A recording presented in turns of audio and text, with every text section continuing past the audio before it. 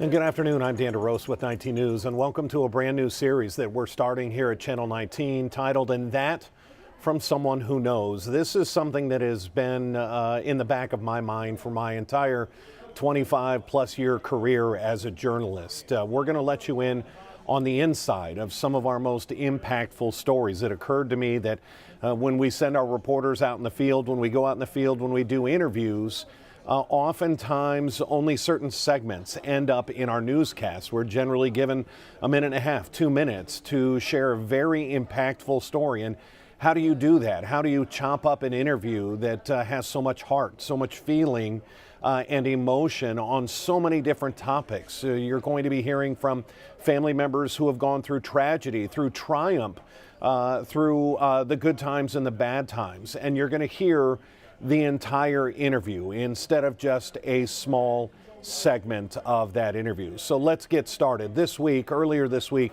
6 individuals in Lake County were honored for just doing the right thing. 6 of them came across in accident on I-90 in Lake County. It was March 12th in the evening, and the driver of that, Mario Tallarico, was ejected from his truck. There was a collision. He went into the median, his truck rolled, and he was ejected. Fortunate for Mario was that among the 6 people who stopped, you had a corrections officer. You also had 2 nurses independently. They weren't in the same car, but 2 nurses who stopped to help this man who was unconscious. So now you're going to hear from not only Mario and what he remembers about the experience and his thoughts about being rescued by 6 strangers, but then you'll also hear from one of the nurses who came to his side all while his truck was on fire and there were explosions. This is video after crews arrived from ODOT, but here's a picture of those Samaritans on the side of the road that saved Mario. That is Mario right there.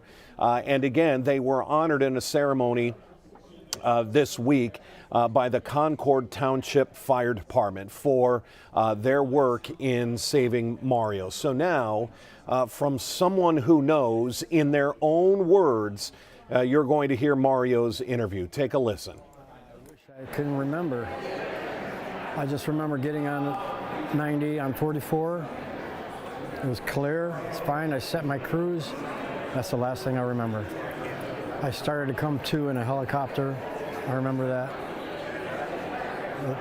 When you discovered what happened, that you were ejected from the truck and were laying there, and these good Samaritans came and pulled you away after secondary explosions, what is your reaction to that? I was still out of it. I didn't know until, I guess I went to Tri-Point first, and then they life flighted me down to university. That's when I started to come to. So everything that happened before that, I wish I could remember.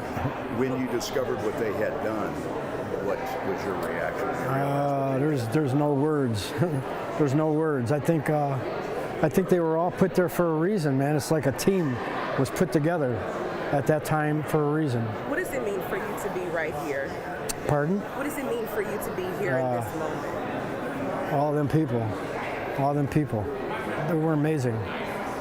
I've never witnessed something like that before. When you see the pictures and the picture of the truck, I went to see the truck. You see them with you. How do you react to that when you see the truck was scary looking. I really think if it wasn't for them, it would have been a lot worse. Can you describe the injuries that you suffered and what you're recovering? I busted my chest bone up, ribs, bruised my lungs, staples in my head, black and blue everywhere. A little bit of a fight. Have you given any thought to what could have happened if these 6 people had died? I kind of don't want to even think about that. Yeah, I think it would have been a lot worse. A lot worse. Like I said, I do believe that they were there for a reason, because everyone was something different, like they were put together. Is this your first time meeting these people? Yes. No, I met Meg, and I met at my doctor's office, the nurse, and I didn't even know she worked there. You were on your way home from work at the time that it happened? Yeah, I was on my way home from doing some work. For a living, Mario? I retired. Okay. Right. You live in Geneva? Yeah. Thank you. Sure. Well, we're still interviewing with you. So is this your first time meeting everyone today? Pretty much. Yes. So when you met them, I mean, what was your reaction? What did you say to them? There's really no words except just give them a hug and say thank yous. I think they know. They could tell. What does it mean for you to have the local fire department put this on to honor not only you, but Oh, it's also great. I think it's great what they did. Yes. Totally great. Everybody here. Is there any other thoughts that you have that you would share with us? No, that's it. That's it. How are you doing? How are you holding up? I'm fine. I'll be fine. Lucky guy.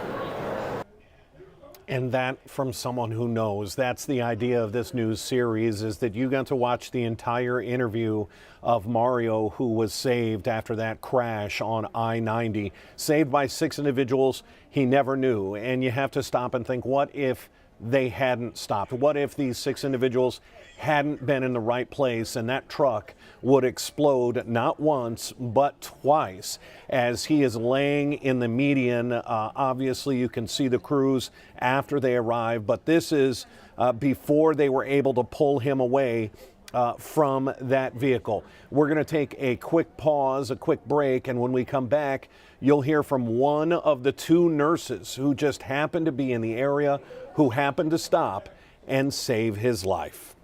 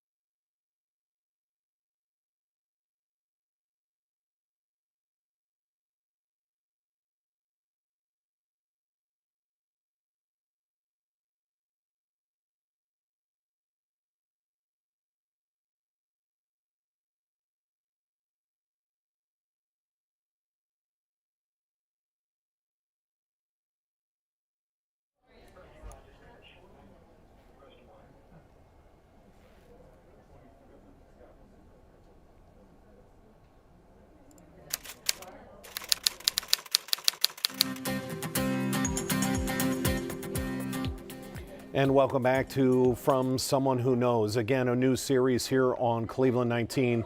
The idea that you get to hear an entire interview, not just a short soundbite that ends up in our 4 and 5 o'clock news.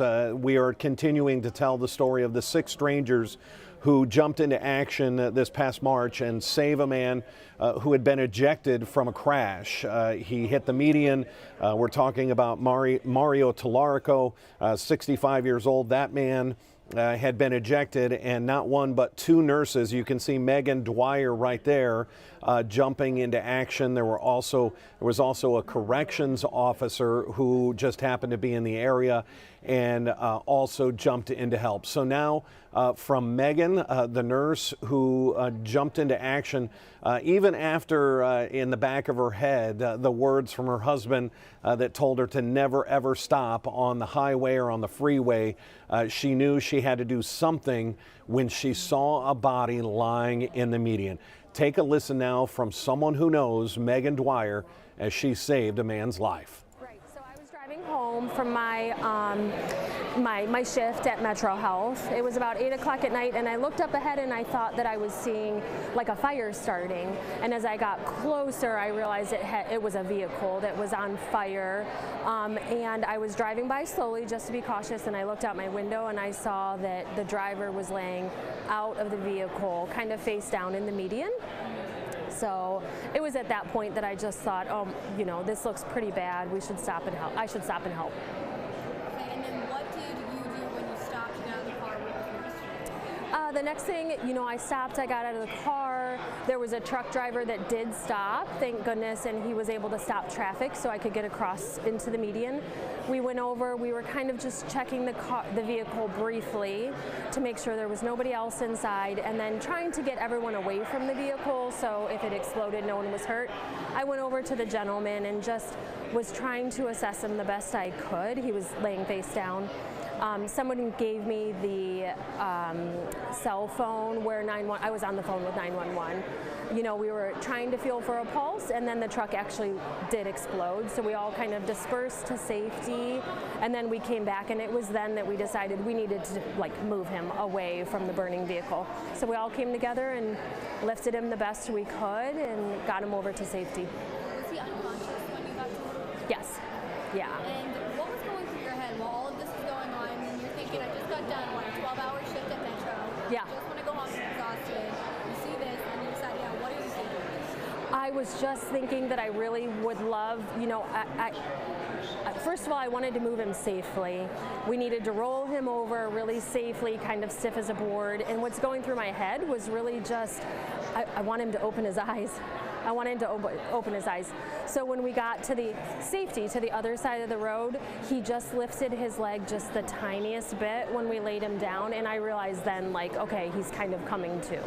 So that was good. And is this your first time reuniting with him since that day? I did see him the other day prior to this. It was just a per chance experience.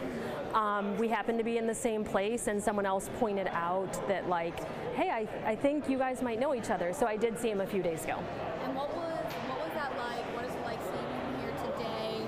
Like you said, he's obviously on the road to recovery. He looks so good. I did not think that day. I really wasn't sure what the outcome was going to be. It was a pretty bad accident. But to see him here today with his beautiful family, his grandson, his daughters, it's just nice to see him up and walking. And how does it feel knowing that you and obviously everyone else who was at that day is being, honored today? Did you think he knew that would even happen? I did not think that would happen. We kind of, left the scene pretty quickly. The firefighters and EMTs arrived. I was so glad to see them arrive. And as soon as they got there, we all kind of I left pretty quickly. So no, I never thought that it would turn into what it is right now. How does it feel knowing that it kind of has, and that you guys are kind of an inspiration at this point to other people to be like, do the right thing, stop and help if you can? Yeah. I think if you know me, you've probably heard me say we're all humankind, and so take a moment and help someone, do what you can to make things a little easier for someone, a little better, for someone, and if you can help. Were you scared at all that day? I mean, there's fire, it's a truck, it's exploding, and you sort of scared? I wasn't really scared, but I have to be honest, the first thought was my husband, who always tells me to never stop on the freeway. Don't ever stop on the freeway. So if I was nervous about anything, it was stopping on the freeway. I've always been told that, always don't stop. Never stop. Stay in your car, that kind of a thing. Yeah. So, oh my goodness. Well, we're happy to be here today. I'm glad to be able to Thank share you. this story, and thank you again for talking to me. Is there anything else you want to share? Anything else you think people should know? No, I don't think so, except for if you're thinking about getting into nursing or, one of these, being a firefighter or EMT, it's a good profession. It's something that you can do to really give back to your community. So I just think about it. And that from someone who knows. Megan, a nurse herself, jumping into action and saving that man's life, and just the emotion there of her not knowing. They're standing by the body of Mario. He's unconscious at the time, and they're not sure what to do, and that's when the truck explodes for the first time. So they get him clear of the truck. You can see them on the side of the road there as somebody snapped a picture, and we heard about Mario's injuries. He looks pretty incredible for everything he went through, being ejected from the vehicle, and the others that helped in that. Again, there was a corrections officer, Meredith Homerick.